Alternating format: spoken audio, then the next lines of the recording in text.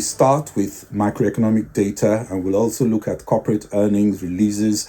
First, an update on Purchasing Managers Index. That's the indices from the United States. And we look at the Euro area, the United Kingdom as well. Remember, we looked at Germany in the morning. We are seeing Red Sea shipping disruptions, stoking supply chain headwinds in the UK, Germany and France, with rising price pressures and longer delivery times in Germany and France. All this, of course, hurting production. We'll also look at corporate earnings from Dutch semiconductor giant ASML.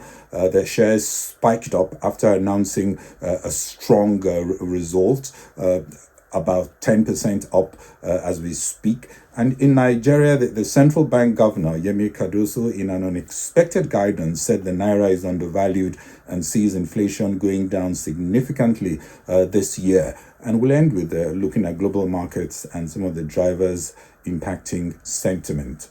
In the US, composite PMI surged to 52.3 in January, marking a notable increase from December's 50.9, and it shows the most rapid rise in business activity since June 2023. Service sector activity expanded the most in 7 months, and the manufacturing PMI also unexpectedly went up to 50.3. The reading was the highest since October 2022 and pointed to an improvement in operating conditions at goods producers. In the UK, the private sector continued to expand at an accelerating pace in January, with the composite PMI rising to 52.5 in January's flash estimate from 52.1. Also above market consensus of 52.2. Manufacturing PMI inched up to 47.3 from 46.2, while the services PMI did much better at 53.8 from 53.4. According to the chief business economist at S&P Global Market Intelligence, Chris Williamson, he said the surprising strength of growth in January, which has exceeded forecasts, could be a factor for the Bank of England as it decides on when to cut rates. Also, with supply disruptions in the Red Sea potentially reigniting inflation in the manufacturing sector. In the euro area, PMIs improved slightly as the composite PMI was up at 47.9 in January 2024 from 47.6 the previous month, and below expectations of about 48. But still, the composite PMI was below expectations. Business activity in the bloc was in contraction for an 8th consecutive month. Inflows of new orders continued to fall, with overall new export orders coming down at its slowest rate for 9 months. But business optimism about the coming 12 months looks like it's improving on hopes of reduced cost of living pressures and lower interest rates in 2024. In summary, the UK and especially the United States look like they're doing much better than the euro area. In the euro area, the data is looking somewhat mixed. In the US, their momentum is there, and signs of economic resilience will do little to encourage the Fed to start cutting rates by March. All eyes will be on what the next inflation data for the US says, as traders most likely are further scaling back expectations for a March cut. We discussed Netflix in the morning episode, the star performer among tech players. They announced the record subscription gain in Q4. Netflix shares are up over 10%, helping the Nasdaq to have a strong day. Netflix shares got yet another boost as its shares traded sharply higher in pre-markets, following better than expected revenue and a convincing subscriber beat in Q4. Netflix posted after trading hours yesterday revenues of $8.8 billion, up 12.5% from a year ago, and profits were $1.98 billion or $2.11 a share, which was 4 cents below the company's forecast. Netflix also added 13.1 million net new subscribers in the quarter, higher than the forecast for 8.7 million net additions. also the best ever. And looking ahead for the March quarter, Netflix is seeing revenue of $9.24 billion, which would be up 13.2%, roughly in line with previous estimates. Q4 profits also expected to beat market consensus at $4.49 a share. Introduction of lower-priced ad-supported subscriptions and the crackdown on password sharing seem to be working as Netflix cements a market lead with a strong cash chest boosting content quality and quantity. Great content like The Crown and David Fincher's film The Killer are definitely helping.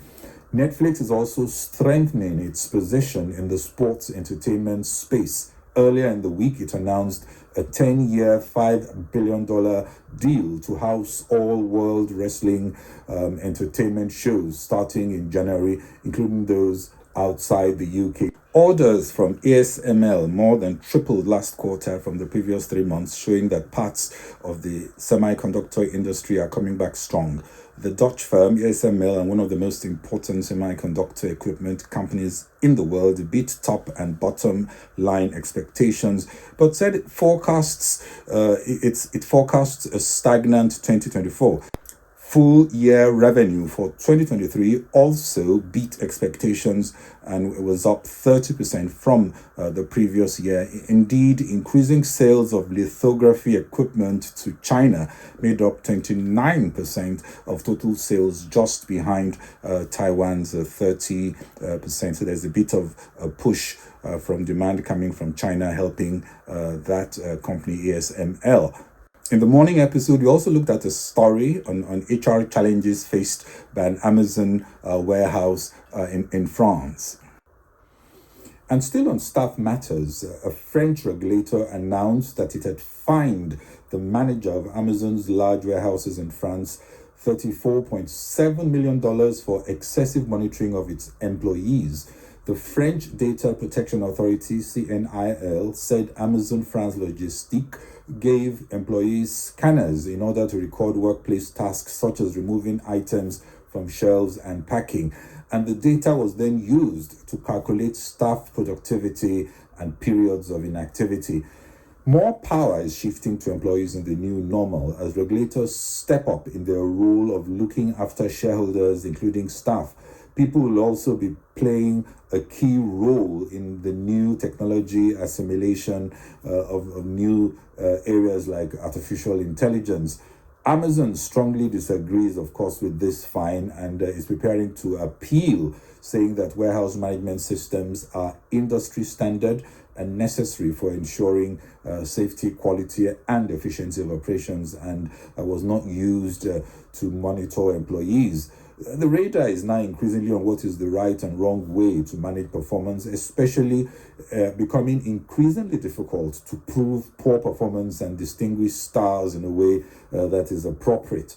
Big tech firms hoping to leverage new artificial intelligence must note that according to surveys, 95% of workers see value in working with Gen AI, but their top concern is that they don't trust organizations to ensure positive outcomes for everyone. In other words, Gen AI will be used to enhance profits, even if necessary at the expense of staff morale. But companies are also companies also need to understand that it's the people, not technology, who understand the purpose of the company and what it's trying to achieve. So they will need the trust of their staff. It's also the people that will make AI work to maximize the value that it promises to deliver.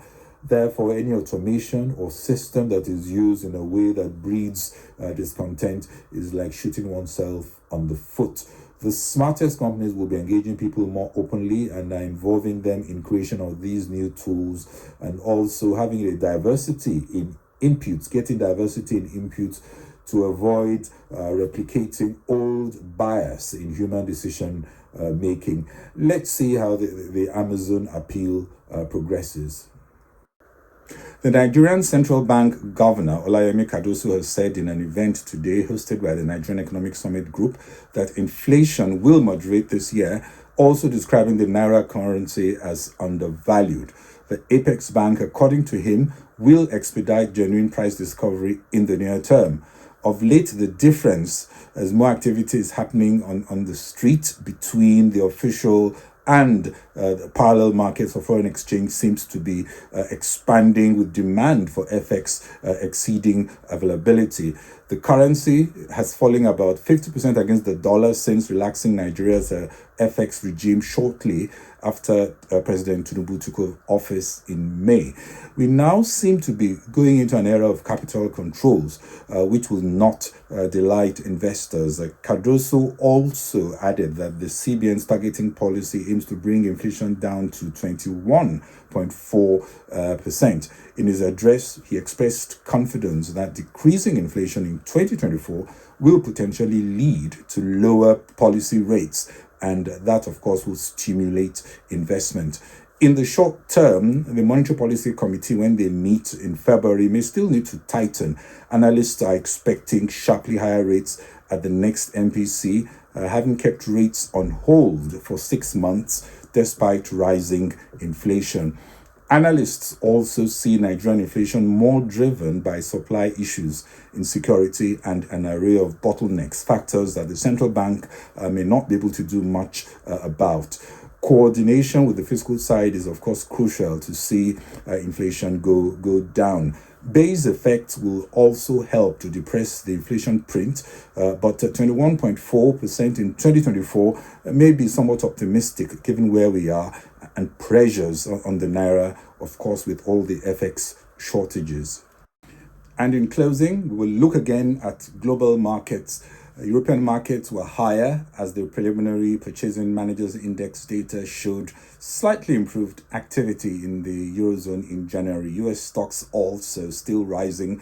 The S&P 500 is on track to make its fourth record high in 4 days. And US stocks, as we speak, Nasdaq is up 1.11%. The Dow 30 is up 0.26%. S&P 500 is up 0.67%. It's about 6 p.m. GMT 18:00 GMT. If you look at European markets, also mostly positive.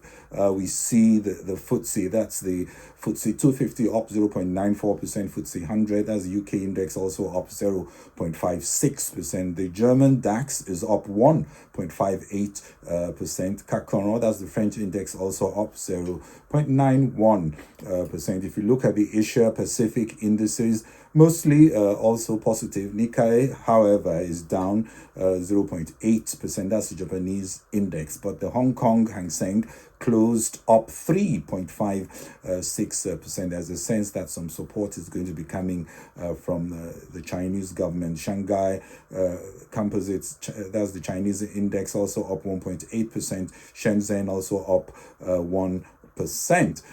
Looking at stocks today, definitely we're seeing more upbeat outlook, upbeat sentiment driven by corporate earnings and, of course, some of the data that we just mentioned. Netflix, as we speak, shares up 12.38%. Netflix enjoying a strong rally there, 12.38%.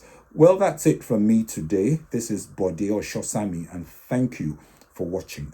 Bye-bye.